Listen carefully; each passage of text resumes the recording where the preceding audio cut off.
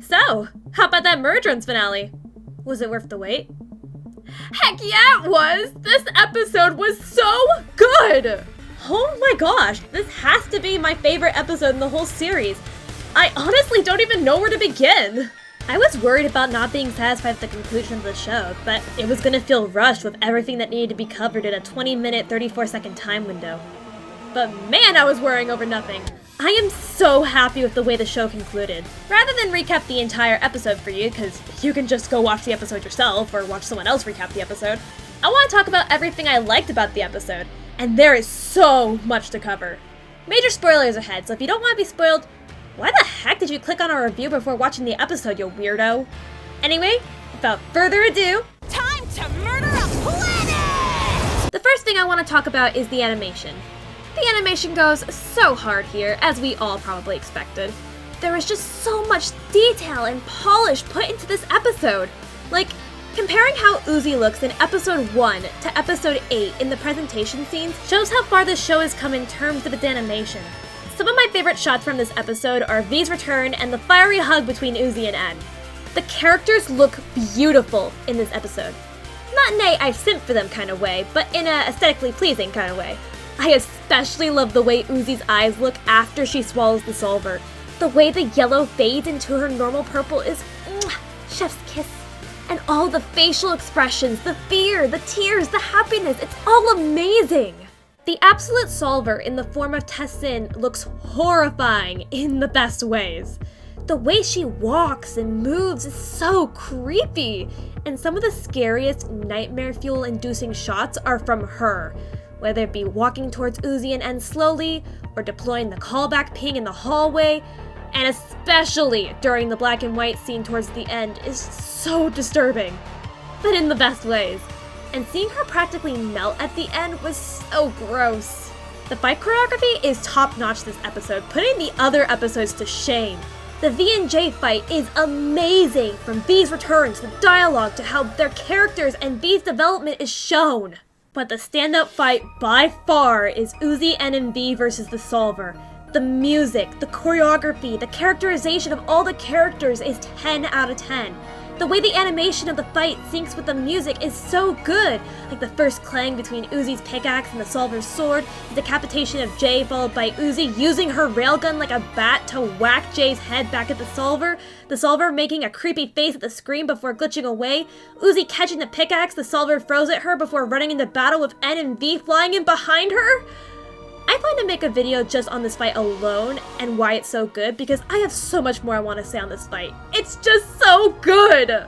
The voice acting was amazing, but it's always really good, so nothing new there. Though, shout out to Elsie Lovelock and Michael Kovac for making a video that Glitch posted on their Twitter all about thanking the community for watching Murder Drones. That was really sweet and heartfelt. Murder Drones always goes hard with its music, and AJ Desperado, definitely mispronounced that, always cooks with whatever music he makes for Glitch Productions. The Night Course song at the final battle is just so epic and fits super well. And the end credits song is so fun to listen to as the visuals unfold before us. And the background music, as per usual, always adds to any scene. One of my favorite things about this episode is the attention to detail, and so many times I had to pause just to catch everything. Even multiple times watching, there's still something new I can find. So, I'm gonna speedrun a list of all my favorite little details. The teacher grading Uzi's paper, giving her an A- with some typical teacher commentary in red, even though all it says is I am God over and over again. No sound coming in space besides the background music when Uzi and Nori converse, leading to a silent conversation that still has good moments, especially the parental advisory censorship. Sin sending a message to Uzi and N that says, "Stop," smiley face. The note Jay is holding is actually written in crayon by N, and it says, "I owe you one spaceship, from N." Side note, his handwriting is really improved. The Solver bringing Jay's ship back and her reaction to it. Lizzie's text conversation with V shown. Lizzie rolling her eyes and being annoyed rather than scared at everything happening. V and Jay pausing their fight and giving "annoyed to Uzi being cringe" reactions before continuing their fight. Uzi and N's visors flashing sunglasses when they land. Super epic. The Solver's annoyed hello to Uzi, contrasting its happy hello to N. N suggesting to Uzi they make a handshake so that they don't get tricked by the Solver's holograms anymore. Smart idea, actually. The Solver's puppy dog eyes, which is a callback to episode 5. The teacher's reaction to Khan thinking Nori's core is kinda hot. The presentation file being called V is Stinky Hehe. Uzi using her solver powers to shut her dad up. He deserves it. And learning to draw better and drawing V a picture, as well as V and Uzi's reactions to it. And finally, Nori being on Khan's head in the credits when the WDF plus Uzi and N are playing cards, showing that they did reunite properly. The writers and animators paid so much attention to detail this time around, and it really shows throughout the episode. A lot of the mysteries being solved was really nice to see, and for me, the show wrapped up with me not having too many more questions. The main mystery of why J and V, who had retained their memories, were working for the solver was revealed, as V was scared and wanted to protect herself and N, while J realized there was no escape from the solver and decided to join the winning team. Both in character for these two, to be honest. Other mysteries like V's fate, how Uzi would resist the solver, how to defeat the solver once and for all, and so much more were answered. The only questions I still have are 1. What happened between the Gala massacre and the murder drones being sent to Copper 9, which all we got was one end memory flash of him, V, and J murdering humans, and 2. What will eating the solver's essence do to Uzi? But they're not so nail-biting that I need them answered, and the way the show ended, specifically with the post-credit scene, leaves a lot of room for a season 2 should Liam Vickers ever want to continue the story, which is actually quite nice. Finally, I need to talk about the characters and how they were characterized in this episode. This episode, the characters feel the most in character they've been for a while, which is no shade at other episodes. They just ooze so much personality in episode 8. I'll start with Uzi. She's been struggling with the solver controlling her for a few episodes now, but seeing her overcome that with her mom and N's help was really nice to see. It may feel like to some, Uzi being able to resist the solver comes out of nowhere. But I see this as Uzi figuring out who she really is. She's an emo weirdo who thinks dumb things are cool. She's N's girlfriend. And she is not a little bitch. Her mother's pep talk and confirming her relationship with N is what allows her to truly break free of the solver's grip on her and be able to fight back. I also appreciate how her character development has been shown on full display in this episode.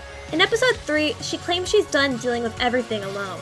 And when confronted by the solver almost taking her over in the hallway, as well as seeing N suffer through a panic attack, she grabs his hand, as the two are able to calm down and resist the solver together.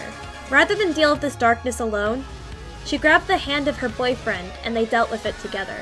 Her bond with N is also shown here, like how as soon as she's able to move again after having her heart ripped out, she immediately saves his life and gets him to safety, and how she couldn't bring herself to hurt the N hologram the solver had made.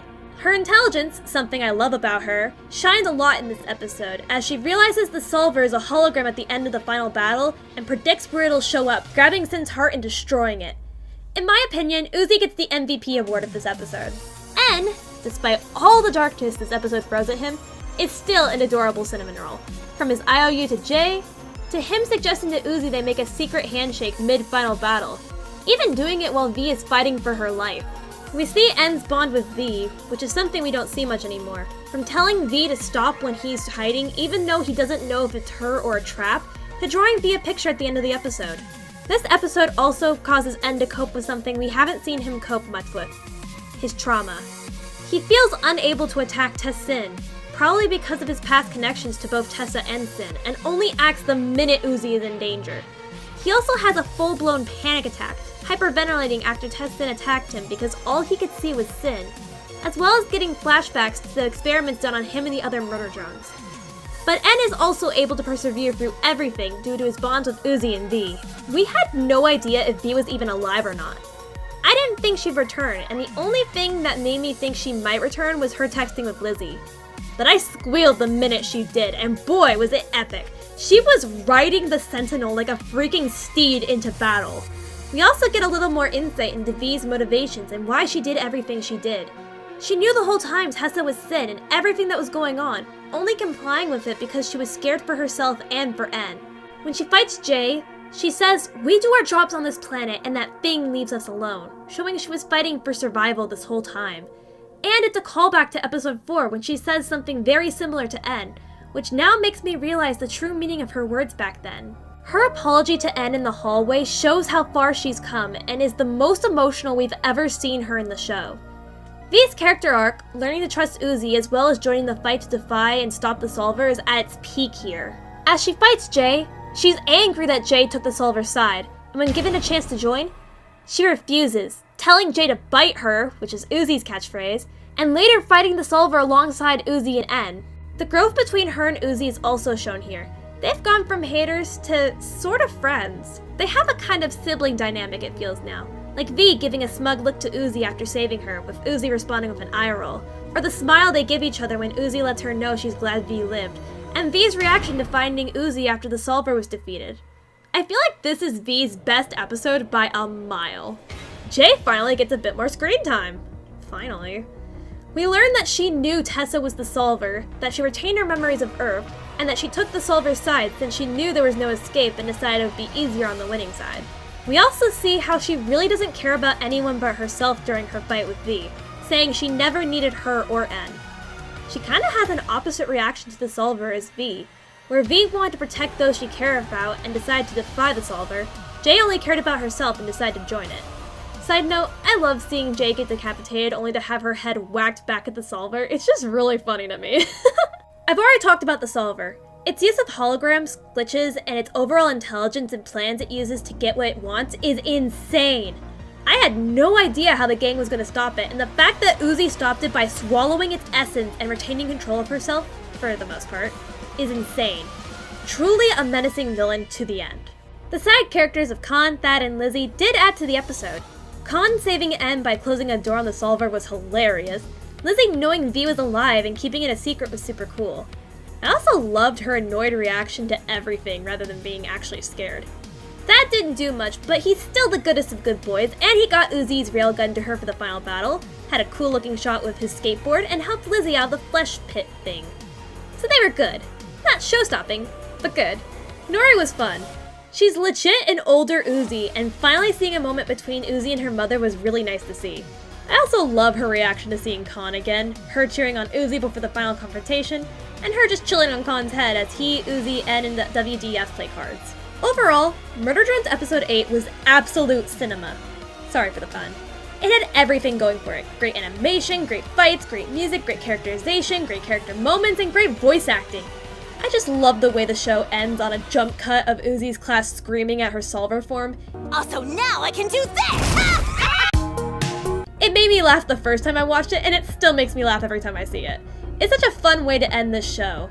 I really enjoyed this show from beginning to end, and it's shows like this that give me a lot of hope and excitement for indie animation in the future. I hope you guys enjoyed me gushing about what I loved about episode 8 of Murder Drones. This is the longest script I've written for this channel so far. It's just over 4 pages. In the comment section below, let me know what your favorite part of the episode was. This is Queen of Penguins saying peace out, stay safe, stay healthy, and have a great rest of your day. Bye!